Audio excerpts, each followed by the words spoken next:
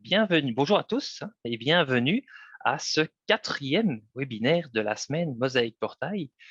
Pour ceux qui suivent leur premier webinaire avec moi, je me présente, je m'appelle Jérémy Van Ranst. À la base, je suis un enseignant. J'ai ensuite étudié en technologie éducative et maintenant, je travaille à la GRIX comme conseiller. Alors, durant ce webinaire, qui durera à peu près 25-30 minutes, je vais vous présenter rapidement ce qu'est la veille active, comment est-ce qu'elle fonctionne et en quoi c'est un plus pour votre travail au quotidien d'enseignant.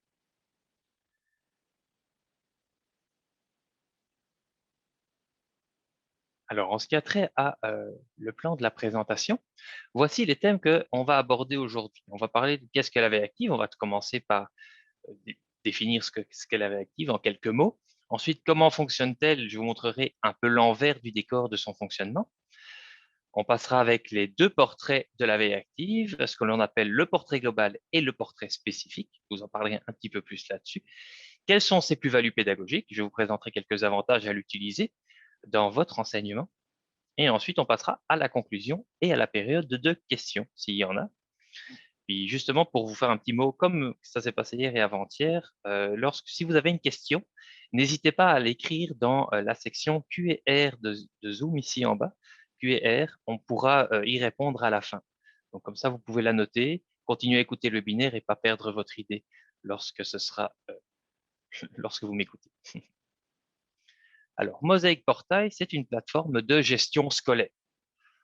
Pour ceux qui suivent les webinaires depuis le début de la semaine, ils savent que j'aime bien commencer par montrer cette diapositive car elle me permet de présenter justement l'entièreté des fonctionnalités, puis de montrer qu'il y a beaucoup de fonctionnalités, il y a une panoplie d'outils pour divers utilisateurs sur Mosaic Portail. Aujourd'hui, on va se centrer sur le profil de l'enseignant et aussi sur la fonctionnalité veille active, comme le titre laissait paraître. Pour commencer, une petite définition. Alors, la veille active, c'est quoi? La veille active, c'est un algorithme d'intelligence artificielle qui analyse en temps réel les profils scolaires des élèves de façon entièrement automatisée. Alors, faisant partie intégrante de Mosaic Portail, la veille active met en évidence les changements académiques méritant une attention particulière. En ciblant par exemple les situations à risque ou à surveiller, elle permet d'agir de manière préventive avec un élève ou un groupe d'élèves. Sachez que la veille active, en partenariat avec Optania, est un module qui vient directement avec Mosaic Portail. Il n'y a aucun frais supplémentaire. Et tout ce que je vous montre aujourd'hui pourrait être dans votre portail.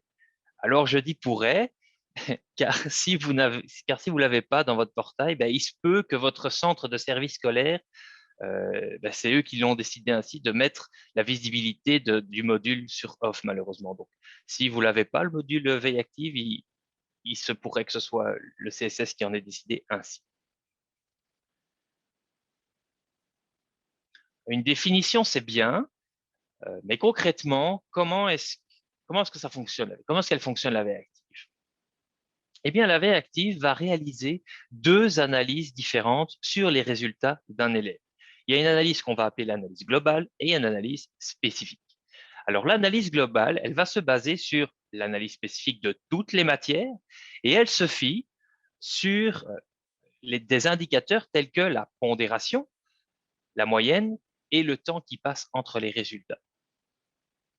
Tandis que l'analyse spécifique, elle va se baser sur les moyennes, les courbes et les tendances des résultats au fur et à mesure que le temps avance. Donc, l'intention de l'analyse spécifique, c'est d'agir rapidement sur les derniers événements. En d'autres termes, la veille active, elle fonctionne toute seule. Et en plus, elle donne un beau portrait de classe rapidement. La seule chose que l'enseignant, donc vous allez devoir faire pour la mettre en marche, c'est d'entrer au moins 3 résultats dans la section évaluation. Au plus vite vous allez inscrire des résultats dans le portail, au plus vite vous aurez un portrait de votre classe. Alors, comme la veille active, elle prend l'ensemble des résultats en compte pour faire son analyse, il sera évidemment, vous l'aurez compris, plus intéressant pour chaque enseignant et donc chacun d'entre vous d'entrer dans d'entrer tous les résultats le plus rapidement possible afin d'avoir un portrait qui soit le plus précis de la situation de votre classe. Alors aujourd'hui, donc je vais passer dans l'interface, dans un interface d'enseignant. Et aujourd'hui, je n'utiliserai pas le portail de Gaybertus, je vais utiliser le portail de Anne-Marie. Alors, dans le portail de Anne-Marie, on peut vérifier ici en haut à droite, je suis bien connecté avec Anne-Marie. Dès qu'il y a suffisamment de notes entrées dans le portail, la veille active s'enclenche, comme je viens de le dire. Et donc, je vais aller voir quel est le portrait pour un de mes groupes auquel j'enseigne en tant qu'Anne-Marie. Donc, Anne-Marie enseigne au groupe, pardon, au groupe, oh, pardon, dont il est titulaire. Excusez-moi, je recommence. Anne-Marie est titulaire du groupe 102 et donc elle va se connecter au groupe 102 pour voir comment va son groupe au niveau des résultats. Elle va aller, une fois dans ces onglets ici, elle va aller cliquer sur portrait et quand elle va voir le portrait, elle va voir le portrait de la veille active de son groupe. La veille active, elle vous indiquera à l'aide d'indicateurs comment va chacun de vos élèves par rapport à leurs résultats scolaires. Est-ce que mon élève est légèrement en baisse depuis quelques évaluations ou au contraire, est-ce qu'il se mérite des félicitations pour sa belle évolution? Sachez que ces indicateurs sont différents selon le profil d'enseignant que vous êtes, que vous soyez titulaire ou spécialiste. Cela me permet, donc en parlant de titulaire et spécialiste, ça me permet d'enchaîner avec la présentation des deux portraits de la veille active. Et comme je l'ai mentionné en haut plus haut dans mon PowerPoint, hein, dans la présentation de ce qu'on allait faire aujourd'hui, puis il existe deux portraits qui sont le portrait global et le portrait spécifique qui seront en fonction de votre profil. Donc, si vous êtes titulaire, vous allez avoir le portrait global. Si vous êtes enseignant spécialiste, vous allez avoir le portrait spécifique. Les deux portraits sont directement en lien avec les analyses qu'on vient de parler. L'analyse globale et l'analyse spécifique que je vous ai présentée juste maintenant. L'analyse globale avec le portrait global, l'analyse spécifique avec le portrait spécifique. Pour ce qui est du portrait global, puis vous en avez un devant vous, donc le portrait global ici de la veille active, il est réservé, comme je l'ai dit, aux enseignants titulaires, mais aussi aux directions et aux intervenants. Donc, eux aussi vont voir un portrait global au niveau des résultats de la veille active. Et donc, dans le portrait global, vous pouvez retrouver ce qu'on appelle des indicateurs de la réussite scolaire, qu'on retrouve ici, les 4 indicateurs de la réussite scolaire, qui permettent au titulaire d'avoir une vue d'ensemble de son groupe avant d'étudier en profondeur chacune des matières. Puis ces indicateurs, ici, on voit les 4 catégories, puis ce qu'elles signifient chacune. Je vais vite rapidement vous donner un petit descriptif. Si votre élève est dans la catégorie répond aux attentes, ben, tout simplement, l'élève est en réussite scolaire. Hein, je ne vous cacherai pas, s'il répond aux attentes, c'est qu'il est en réussite scolaire. S'il répond majoritairement aux attentes, c'est-à-dire que l'élève va être en réussite dans la majorité des matières à sanction, pardon, mais il connaît euh, certaines difficultés dans d'autres matières. S'il se trouve dans la catégorie répond partiellement aux attentes, ben, c'est-à-dire que l'élève est en difficulté dans plusieurs matières scolaires et principalement dans les matières justement à sanction. Et s'il ne répond pas aux attentes, ben, l'élève est en difficulté dans la majorité des matières. Pour chacun des indicateurs ici, les 4 qui sont devant nous ici, je suis capable d'aller cliquer pour aller forer voir qui se retrouve dans chacune des catégories. Je peux le faire à même les différentes catégories ou je pourrais le faire à même le graphique. Vous voyez que le graphique ici représente ce que mes 4 catégories sont définies ici en bas. Donc, si je clique sur, par exemple, répond majoritairement aux attentes, je peux aller voir qui se trouve dans chacune des catégories. Majoritairement aux attentes, j'en ai 6. Si j'étais dans réponse aux attentes, j'aurais 9 élèves, etc. pour les autres catégories. Je rappelle que pour que le portrait global s'active, il faut au moins qu'il y ait 3 évaluations dans 3 matières différentes. Ça, c'est important de le savoir.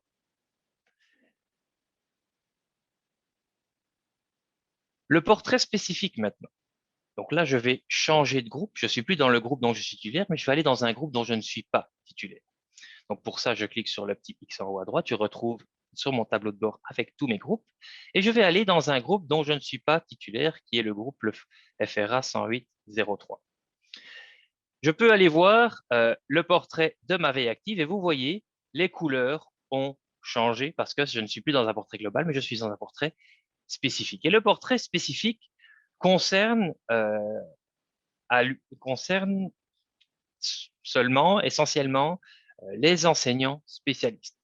Ici, les indicateurs, on va les appeler des indicateurs, la classification spécifique à la matière. Puis, cette veille active, ce portrait spécifique, va permettre aux enseignants en matière de connaître l'analyse des résultats d'un élève dans une matière précise. Puis, elle se sépare en 8 catégories. Alors, on a les différentes catégories. Vous avez vu, c'est comme le portrait global, sauf que c'est des catégories qui vont être différentes un petit peu. Comme première catégorie, on a la catégorie très à risque, c'est-à-dire que l'élève est en échec et son profil scolaire indique une très grande difficulté dans au moins 3 évaluations. Pour la catégorie à risque, cela signifie que l'élève a démontré que certains résultats le placent en situation d'échec actuellement, mais qui se dirige vers un échec. À surveiller, on est plus dans l'élève est en réussite, mais ces derniers résultats peuvent avoir un impact qui est négatif sur sa réussite. Bonne constance, depuis au moins 3 évaluations, l'élève a un taux de réussite qui est constant. Puis en d'autres termes, la courbe de ses résultats, elle est stable. Une progression qui est incertaine, c'est que l'élève est dans une situation à risque ou à surveiller, mais il connaît une certaine progression. Mais attention, mais cette progression, elle n'est pas significative, elle demeure ponctuelle seulement. En progression, ça veut dire que depuis au moins 3 évaluations, l'élève connaît une progression significative et peu importe qu'il soit en échec ou en réussite. Très bonne progression, donc la progression est constante, elle est significative et depuis au moins 3 évaluations et elle a un impact important sur le profil scolaire de l'élève. Et je terminerai par l'avis de félicitations qui est que l'élève soit en échec ou en réussite, il y a des éléments qui montrent que l'élève mérite d'être félicité pour ses efforts. En fait, concrètement, c'est relié à une hausse entre 2 résultats d'au moins 10%. Il reçoit un avis de félicitations. Donc là, je vous montre que j'ai dû aller dans le portrait de ma classe quand je suis enseignant spécifique pour une matière. Sauf que le titulaire peut aussi consulter le portrait spécifique en plus du portrait global. Et pour ce faire, il va consulter le dossier de l'élève. Donc, je vais vous montrer comment est-ce qu'on fait. Je clique sur le X ici pour revenir à mon groupe titulaire. Donc, je vais revenir à mon groupe titulaire 102. Je vais aller sélectionner, par exemple, Zachary Beaupré. D'accord? Je sélectionne Zachary Beaupré et je consulte son dossier d'élève. En consultant son dossier d'élève, je vais me rendre dans ses évaluations, vu que la veille active est reliée aux résultats. Donc, je vais dans ses évaluations et je clique sur la petite flèche ici. Je ne veux pas voir son bulletin, mais je veux voir les activités, toutes les activités en lien avec cet élève-là. Donc, je peux voir que pour chacun de mes cours dans lequel l'enseignant a rentré ses résultats, au moins 3, la veille active s'est mise en route. Donc, la veille active s'est mise en route en français, s'est mise en route en sciences et techno, en géographie, etc. et les autres cours par la suite. Et lorsque je clique sur, par exemple, à surveiller, voir, je peux aller forer un petit peu plus loin en français, qu'est-ce qui se passe, je peux voir que les différents résultats qui ont été émis pour cet élève-là, qui est à surveiller en français. Donc moi, en tant que titulaire, je peux aller un peu plus loin dans la recherche de résultats, je peux aller voir ce qui se passe dans chacun des cours. Peut-être que je suis passé rapidement là, mais peut-être que vous l'avez vu, la veille active, elle apparaît aussi à un autre endroit. La veille active, elle apparaît aussi dans le plan de classe. Alors, ici, je vais vous montrer ça tout de suite. Je vais sortir de mon dossier d'élève Zachary. Et dans le plan de classe, comme vous pouvez le voir, chez moi, elle est déjà, entre guillemets, active comme indicateur de base. Donc, la veille active, elle est là avec les petites batteries qui sont au-dessus de chacun des élèves qui m'indiquent le portrait global de chacun de mes élèves. Et pour faire apparaître ces indicateurs-là, eh bien, c'est ici, en haut à droite, vous avez sûrement un rond. Si vous n'avez pas la veille active qui est activée, là, vous avez un petit rond blanc. Et lorsque ce petit rond blanc-là, sans indicateur, il suffit de sélectionner et de cliquer veille active. Et lorsque je vais vous faire le test, j'enlève les indicateurs. Si je clique sur la veille active, je fais apparaître les petits logos du portrait global de la veille active. Donc, récapitulons. Si dans votre matière, vous entrez au moins 3 résultats, le portrait spécifique s'enclenche pour votre matière. Après, si d'autres collègues font comme vous, puis au moins 2 autres, le portrait global alors s'active. Et alors le titulaire, en l'occurrence c'était moi, mais si c'est quelqu'un d'autre, le titulaire pour avoir une vue d'ensemble de son groupe, tout comme les intervenants et la direction. Est-ce qu'on ne travaille pas tous pour faire réussir les élèves? Oui. Donc si c'est oui, ben, chaque enseignant pourrait idéalement entrer le plus d'évaluations au fur et à mesure dans le portail. Comme ça, on pourrait éteindre des feux de camp avant qu'ils deviennent des feux de forêt. En gros, avant qu'il soit trop tard pour le jeune. D'accord? Bon, maintenant, quelle est la plus-value pédagogique de la veille active? Je vais retourner dans mon PowerPoint. Je vous ai parlé des 2 portraits. Oui, j'ai parlé du portrait spécifique également. La liste d'élèves également. Je vais parler dans le plan de classe. Et quelle est sa plus-value pédagogique? La veille active, elle comporte plusieurs avantages dans le travail quotidien d'un enseignant. Donc, là, je vais en citer quelques-uns. Vous en avez peut-être d'autres. Là, j'en cite quelques-uns. Elle permet de mettre rapidement un signal d'alerte pour un élève avec des notes moyennes qui descendent petit à petit. Elle permet aussi à tous les intervenants de connaître les progrès ou non des élèves dans l'ensemble des matières. Elle permet de détecter des situations méritant une attention particulière, alors qu'elles soient négatives ou positives. Et donc, elle favorise les interventions préventives rapides. Lors des discussions entre les acteurs scolaires, entre vos peut-être pas les collègues directs, mais peut-être avec la direction, la veille active pourra appuyer la concertation. Elle facilite également le partage des résultats et de sa vue d'ensemble. Elle nourrit le jugement professionnel des enseignants et elle allège le travail d'analyse de l'enseignant. OK, bon. Concrètement, Jérémy, ça signifie quoi tout ça? Tu nous donnes des avantages, mais encore. Eh bien, je vais vous donner quelques petits exemples concrets pour une utilisation de la veille active dans votre quotidien. Premier exemple, je vais utiliser la veille active pour m'alerter lorsqu'un élève est en difficulté. Alors, à partir de là, même s'il n'est pas habitué à recevoir de l'aide, je vais lui proposer de venir sur le temps prévu à la récupération, par exemple. Je pourrais aussi communiquer avec les parents pour lui donner des activités qui vont être autoportantes et supplémentaires. Dans le cas où ça fait un moment que c'est notre chute, je pourrais avoir une discussion avec les parents et essayer de comprendre d'où vient le problème éventuellement. Et si besoin, je pourrais lui proposer de l'aide. Comme deuxième exemple, eh bien, en fonction de ce que je peux observer, améliorer, je pourrais adapter mon enseignement et mes évaluations en fonction des besoins de mes élèves.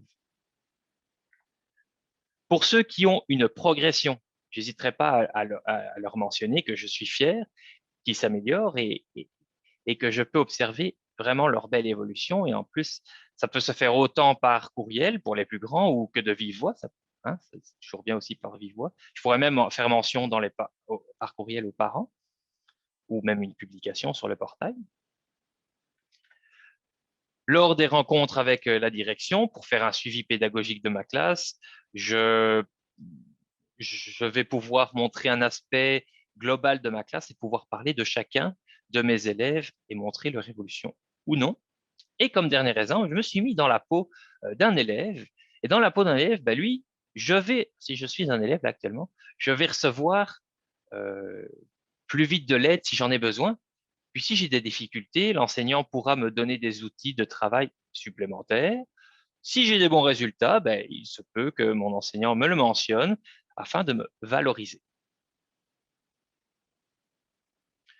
Je ne peux pas vous parler de la veille active sans vous parler de Vigo. Vigo est un accompagnateur virtuel qui va entrer en communication écrite avec l'élève directement sur son portail. Donc Vigo est enclenché par la veille active et il va aider l'élève dans sa réussite. Comme par exemple ici sur la diapositive, l'élève reçoit une bonne note et Vigo va tenter de mettre l'emphase sur le pourquoi ça a bien été. Par exemple, épatant avec ce premier résultat, c'est un excellent départ. Tu as eu 93% dans ton premier test de conjugaison. J'aimerais que tu te rappelles la façon dont tu t'es préparé pour cette évaluation. Ça semble bien fonctionner. Donc ici, on a bien vu qu'il met l'emphase sur comment de réfléchir sur qu'est-ce que tu as mis en place pour essayer pour bien réussir finalement. Et sachez que Vigo, c'est gratuit. C'est un module qui vient avec Mosaic Portail lorsqu'on active la veille active. Il n'y a pas de supplément parce que j'ai eu beaucoup de retours qui me disaient est-ce que Vigo a un supplément? Non, ça vient avec la veille active et quand la veille active vient avec Mosaic Portail, c'est compris dans l'abonnement. Mais surtout, pour qu'il soit bénéfique, pour l'élève, il faut qu'on rende des résultats. Parce que là, dans l'exemple, on a 93%, mais le 93%, il a été le chercher justement dans les résultats qu'il a recueillis dans la veille active. D'accord? Donc, Vigo se base sur la veille active pour lui faire un suivi auprès de l'élève. Je suis très heureux de pouvoir vous annoncer ce qui s'en vient très prochainement comme nouveauté de la veille active. On va avoir un ajout d'un graphique permettant de visualiser l'évolution des travaux dans la veille spécifique pour la matière. Il va y avoir un graphique qui va apparaître pour savoir évidemment d'où vient le 13 à risque, par exemple. Il va y avoir des ajouts des derniers résultats sur lesquels se base l'analyse de la veille active. Et on va aussi avoir une explication de la veille active spécifique avec un petit point d'interrogation. Donc, tout ce que je vous ai dit tout à l'heure au sujet des différentes catégories, il y aura une explication grâce à un petit point d'interrogation. Je vais essayer ça. Ici, en haut, il y a un petit point d'interrogation. Il y a un petit point d'interrogation, excusez-moi, et alors ça va pouvoir vous permettre d'expliquer les différentes catégories. Nous sommes également très heureux de vous annoncer que la GRIX fait partie des finalistes du concours de reconnaissance en TI Octase dans la catégorie solutions numériques avec justement le projet Veille Active. Donc, n'hésitez pas à cliquer sur ce lien pour voter pour nous. On vous remercie grandement de nous soutenir là-dedans. Je vous invite à notre tout dernier webinaire de la semaine Mosaic Portail demain à midi. Il portera sur le volet direction notamment et comment la collaboration des enseignants et de la direction sur le portail permet d'être plus efficace par le partage d'informations. Si vous avez des questions plus pointues et que vous désirez une démonstration ou que vous désirez une démonstration plus en détail, vous pouvez participer à notre session de questions-réponses demain de 9h30 à 10h30. Si vous désirez plus d'informations, n'hésitez pas à consulter notre site d'info info.mosaicportail.ca sur lequel on va mettre les webinaires de toute la semaine. Donc, si vous voulez partager ça avec les enseignants qui n'étaient pas présents aujourd'hui, faites-le à grandeur, pas de problème. Il y aura également les PowerPoint qui ont servi à la présentation. Il existe aussi plusieurs capsules d'aide sur YouTube. Donc, comme c'est sur YouTube, c'est gratuit, qui montrent certaines fonctionnalités du portail en détail. Donc, c'est sous forme de tutoriel. Ensuite, il y a le groupe Facebook qui est un lieu de collaboration avec les enseignants. Aussi, aujourd'hui, justement, on vous a partagé des nouveautés. Donc, n'hésitez pas à vous abonner à Collaborateur Mosaic Portail enseignant. Vous serez avisé des dernières nouveautés quasiment le jour même. Vous pouvez également nous suivre sur les réseaux sociaux, sur nos pages officielles Grix et Twitter. Et nous vous proposons également les essentiels de Mosaic Portail, qui sont des formations gratuites de base sur les fonctionnalités du portail, en rentrant sur espace formation et en notant le code automne 2020. Et pour terminer, juste vous mentionner qu'on vous donne accès à un environnement de démonstration. Vous allez pouvoir jouer avec les différents, vous déplacer dans différents profils afin de voir qu'est-ce qu'un élève a devant lui, qu'est-ce qu'une direction a devant lui, un autre prof, etc. pourrait avoir devant lui comme visuel pour permettre d'explorer le portail en plus grand. Et j'en profite également pour vous informer que notre équipe vous offre des formations gratuites sur Microsoft et Teams qui se tiendront jusqu'à la fin juin. Donc, n'hésitez pas non plus à cliquer sur le lien qui apparaît dans le clavardage. Et c'est maintenant la période de questions. Je vais faire appel à mes deux collègues Audrey et Jean-François qui pourront m'aider dans cette partie de la présentation. Je vous remercie déjà de m'avoir écouté durant ce midi. Alors Audrey, je te Oui, passe la balle. oui, on y va. Donc, on a déjà répondu à la première. Où retrouve-t-on les enregistrements des webinaires? Donc, comme tu l'as Alors, dit, juste petite spécifier, parce que je oui. dis que ça se retrouve, mais ça se retrouvera Ah, sur le site info.mosaicportail.ch. Actuellement, ça ne l'est pas. Il faut traiter la vidéo avant qu'on la mette en ligne. Donc, le temps de transfert en ligne à ce que c'est maintenant, ben, il faut un petit délai. Donc, normalement, la semaine prochaine, on va être en mesure de vous donner l'ensemble des capsules webinaires de cette semaine-ci. Monsieur Louis-Félix Caron nous demande, est-il possible pour un titulaire de voir le portrait global et le portrait spécifique à sa matière? Alors, le portrait, oui, c'est possible, bien sûr, bien sûr. S'il est, je vais le montrer alors tant que je suis encore en partage d'écran. Je vais aller dans un chez Anne-Marie, mon compte de démonstration Anne-Marie. Donc là, on était dans le 102 qui était mon portrait global. Donc, je clique sur portrait, je peux voir le portrait global de ma classe, de mes élèves. Et si je suis en même temps professeur de français comme Anne-Marie, je peux également voir le portrait spécifique de mes élèves en français pour ce groupe-là. Donc, comment je fais? Ben, le groupe titulaire que j'ai ici en 102, ben, c'est le même groupe que j'ai ici en FRA 108. Lorsque je clique dessus, même chose, je peux cliquer sur portrait pour avoir accès au portrait plus spécifique. Ensuite, Madame Lehoux nous demande, pourquoi ne voit-on pas les évaluations à venir dans le portrait individuel? Les évaluations à venir. Euh, je... Mais en fait, ouais. c'est possible, là, Jérémy, là, si tu vas dans le dossier de l'élève, dans l'horaire de l'élève, on est capable de voir, dans le fond, c'est quoi les évaluations qui sont à venir pour toutes les matières, en fait. On parle de l'horaire de l'élève, c'est Ouais, ça? c'est ça. Fait que dans l'horaire, on affiche les devoirs et les évaluations. Là, on est capable de voir, dans le fond, à chaque semaine, c'est quoi les devoirs et l'évaluation de l'élève. C'est ça, mais pas Donc, directement via la veille active, mais d'accord. oh, ouais, pas via, oui, effectivement. Oui. Monsieur Caron demande, peut-on être à la fois titulaire et spécialiste? Et peut-il y avoir plus d'un titulaire pour un même groupe?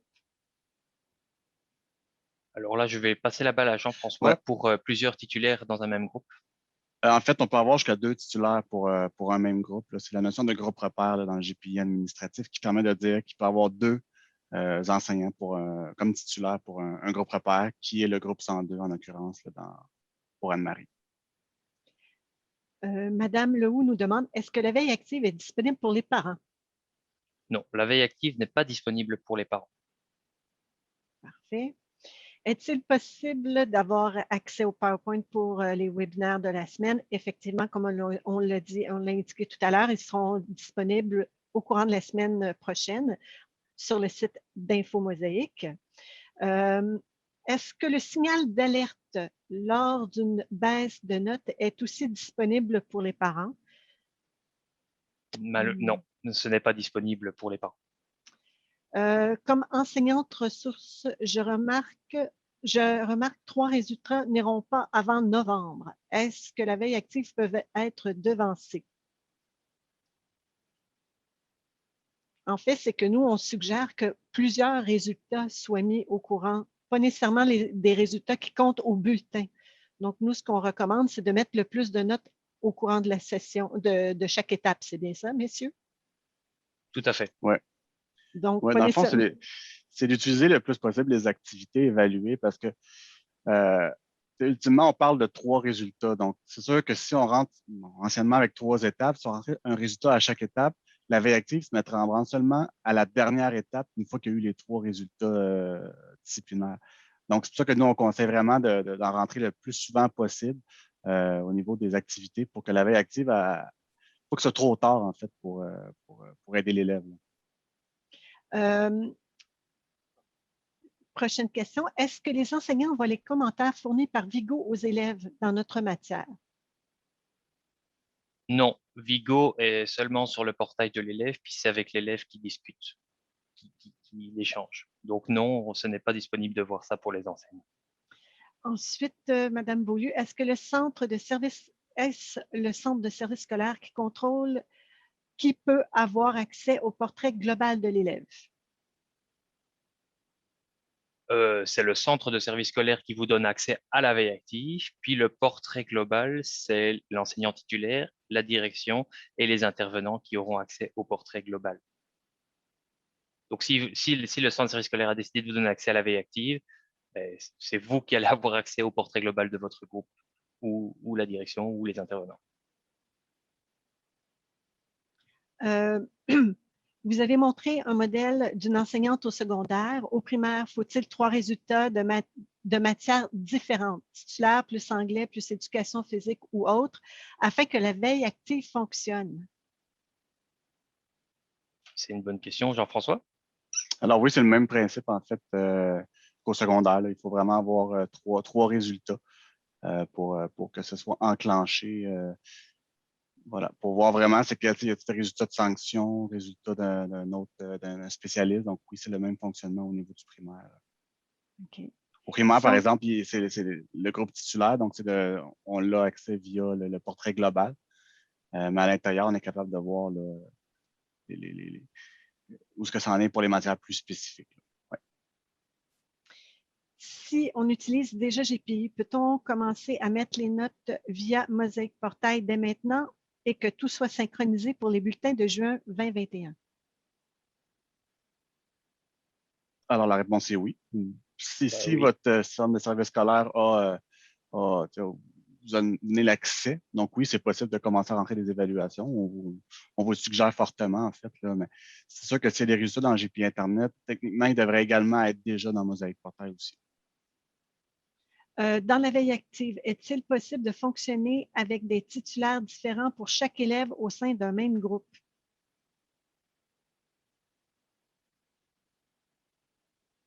Comment est-il possible de fonctionner avec des titulaires différents pour chaque élève au sein d'un même groupe? En fait, au même groupe, il faut voir, dans le fond, si ce serait par des groupes repères, en fait. Présentement, le titulaire, c'est seulement par groupe repère.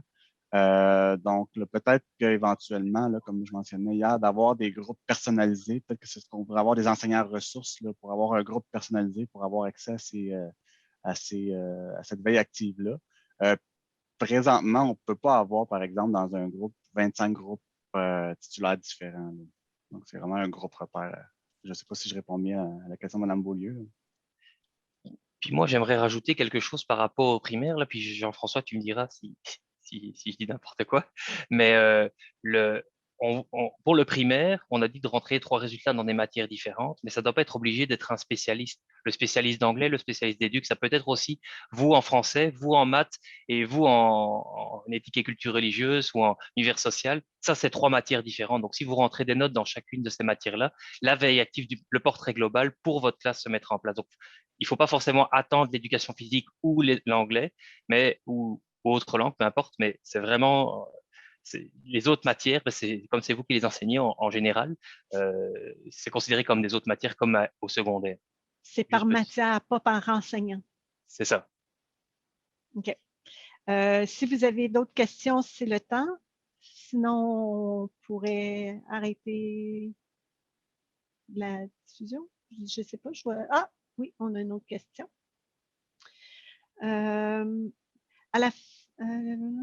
À la fin du webinaire. C'est bon, ça. Okay. On va. C'est une question. Ouais, c'est ça.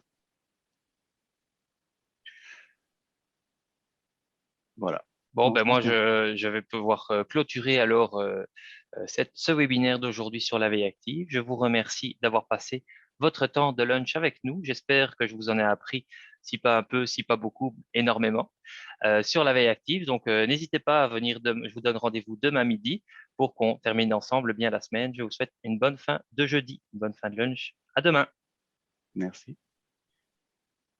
Jérémy, ferme pas la rencontre. Oui, et on va demander à Madame Bisson de Ouais. rester en ligne.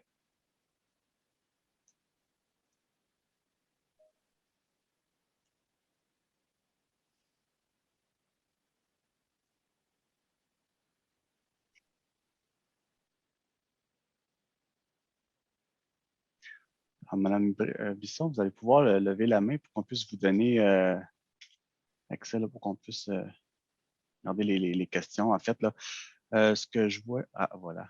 Ah, attends, c'est moi qui ai les droits, je pense, pour lui Ouais. donner accès au micro, permettre de parler. Voilà, Madame Bisson, vous pouvez activer votre micro.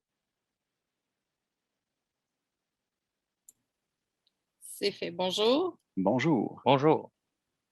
Oui, c'est ça. Donc, là, je vous ai envoyé les questions. Là. C'est ça, je voulais savoir. Hier, j'avais posé une question là, par rapport là, à la banque de commentaires là, GPI, tout ça. Puis, quand j'ai eu la réponse, c'est ça qu'il disait qu'il parlait de SPI aussi qui fermerait en même temps que GPI. Puis là, j'étais en train d'écrire des choses. Puis, je veux juste être certaine, est-ce que c'est effectivement la plateforme SPI va fermer aussi en même temps que GPI? Alors oui, c'est ce qui est prévu en fait, c'est que GP Internet et le SPI au 30 juin 2022 soient mis en service. OK, c'est bien.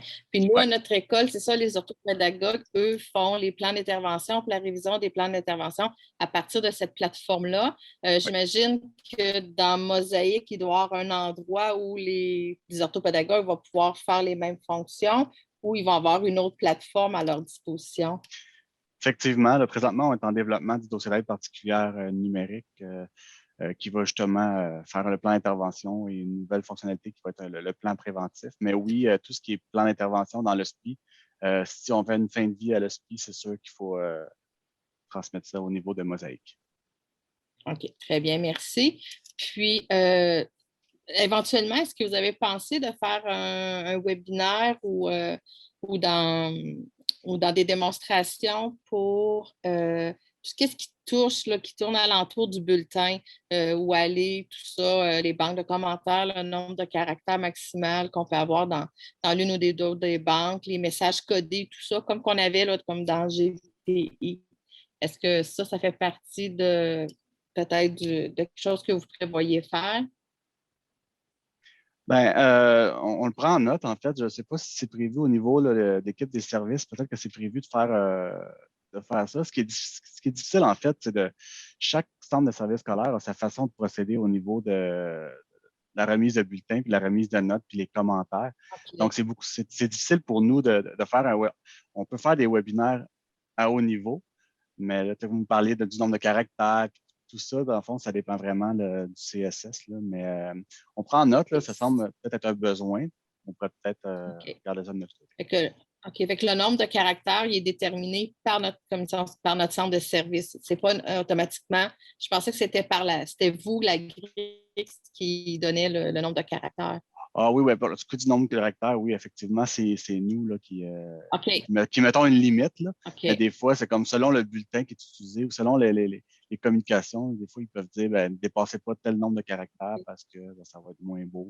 OK, non, ça. Mais c'est surtout dans le sens comme, comme une vue d'ensemble de la navigation là, pour se promener là, dans Mosaïque sans aller nécessairement dans des détails très pointus, là, vu que c'est des différenciations entre les centres de services, ça, selon qu'est-ce qu'ils ont sélectionné. Okay. Puis, ma dernière question touche justement le nombre de caractères qu'il y a pour les banques de commentaires. Je sais qu'on a la banque de commentaires générale, que celle-là était vraiment de 1800, mais quand je vais dans la partie où je veux rentrer mes résultats parce que moi, je suis au préscolaire, donc on fonctionne par compétences, là. On ne fonctionne pas nécessairement par matière. Puis, à chaque fois que je peux mettre une note, il y a une place qu'on peut mettre un commentaire. Puis quand je clique sur cette boîte-là, c'est marqué 1800 qui est indiqué pour la boîte. Mais nous, au préscolaire, là, on avait 6 compétences, mais là, on va tomber à 5 avec le nouveau programme. Mais à chaque fois que je change de compétence et que je vais aller mettre un commentaire pour chacune des compétences, est-ce que le 1800 concerne toutes mes 6 compétences ou j'ai 1800 à chacune de mes compétences? C'est une excellente question. C'est une excellente question. Parce que dans GPI avant, on avait la boîte de commentaires pour toutes nos compétences. Puis celle-là valait je pense que c'était 1500. Puis on avait l'autre qui était 1800. Mais là, je vois qu'avec Mosaïque, les compétences sont comme séparées pour entrer les résultats. Puis j'ai le commentaire qui est joint à chacun des résultats. Je veux juste savoir si le 1800, je l'ai pour les 6 ou je l'ai pour l'ensemble des 6 comme avant. C'est juste une précision. Ah, ben vous l'avez, OK. Dans le fond, ces commentaires-là, c'est vraiment par compétence. Donc, ils vont s'imprimer à une place différente sur le bulletin, en fait. Donc, oui, c'est 1800 par compétence. Ah, ben tant mieux, fait qu'on gagne Ouais. de l'espace par rapport à ce qu'on avait dans GPI avant. Ça dépend toujours comment c'est fait le bulletin, là, mais effectivement, ça donne, on met 1800 caractères par commentaire. Mais si encore une fois, dans le bulletin, on met commentaire 1, commentaire 2, puis commentaire 3, puis que c'est dans une petite boîte, mais là, ça se peut que 1800, c'est trop. Parce que là, on ne serait pas capable de l'afficher. C'est vraiment comment que le bulletin est affiché, c'est tout le temps ça, parce que cette donnée-là, en arrière, c'est une donnée propre à elle. OK. Fait que ça, je vais le voir quand je vais pouvoir faire. Parce que là, y a-t-il un moyen de savoir comment, avant de faire tous nos bulletins, c'est parce que là, ça va faire comme dans GPI, ça veut dire que s'il n'y a plus de place, il va y avoir un message qui va s'afficher en rouge nous disant qu'ils ne peuvent pas enregistrer. C'est le même principe? Non, parce que justement, c'est des commentaires distincts. Puis après ça, ce que l'administratif fait, c'est qu'il prend ces commentaires-là, donc ces 5-6 commentaires-là, puis il les met sur un bulletin. Puis c'est là que je dis si les 5 sont dans un petit carré. Ça dépend vraiment comment que le bulletin est fait en arrière. Fait que moi, je vous conseillerais de regarder avec votre personne ressource à l'interne pour voir, OK, si j'essaie pour un élève, on peut imprimer le bulletin, juste voir qu'est-ce que ça donne. Pour travailler, Jean, pour rien. OK, c'est ça. Fait qu'avec la secrétaire, c'est ça, à un moment donné, je peux comme faire juste remplir, là, mettre pour un élève X, c'est ça, juste remplir pour remplir, là, puis voir ce que ça donne au niveau de l'impression. Effectivement. Ouais, c'est un conseil que je vous donne. Bien. Bon, OK, pas de problème, parce que c'est long à rentrer des commentaires, tout ça. Effectivement. C'est ça, puis nous, au préscolaire, on a une réalité qui est particulière parce que on fonctionne avec des cotes, on a beaucoup d'observations. C'est difficile de toujours quantifier avec une pondération, puis tout ça comme différent, comme à l'opposé du secondaire, que eux, là, c'est très détaillé, puis tout ça. Là, fait que c'est pour ça. Bon, bien, mais merci beaucoup. Vous répondez là, à mes dernières petites questions là, pour mes petites précisions que j'avais besoin. Ça fait plaisir. Un gros merci pour votre participation. Pas de problème. Merci beaucoup. C'était très intéressant. Merci. À demain. Beaucoup, Mme Bisson. À demain. Bye bye. Au revoir. Merci. Au revoir. C'est ce qui met fin à la rencontre. Merci beaucoup. Oui. Au revoir.